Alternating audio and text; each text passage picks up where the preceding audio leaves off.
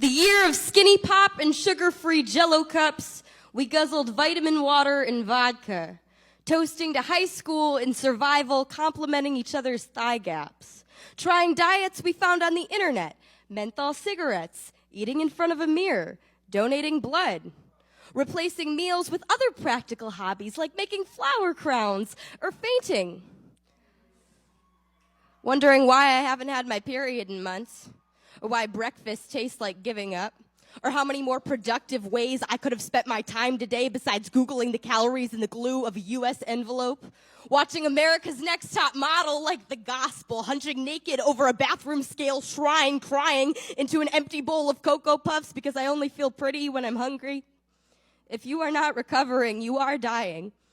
By the time I was 16, I had already experienced being clinically overweight, underweight, and obese. As a child, fat was the first word people used to describe me, which didn't offend me until I found out it was supposed to.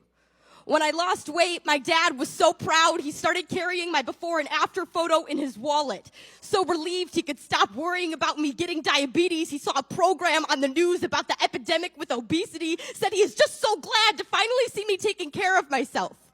If you develop an eating disorder when you are already thin to begin with, you go to the hospital. If you develop an eating disorder when you are not thin to begin with, you are a success story. So when I evaporated, of course, everyone congratulated me on getting healthy. Girls at school who never spoke to me before stopped me in the hallway to ask how I did it. I say I am sick. They say, no, you're an inspiration. How could I not fall in love with my illness?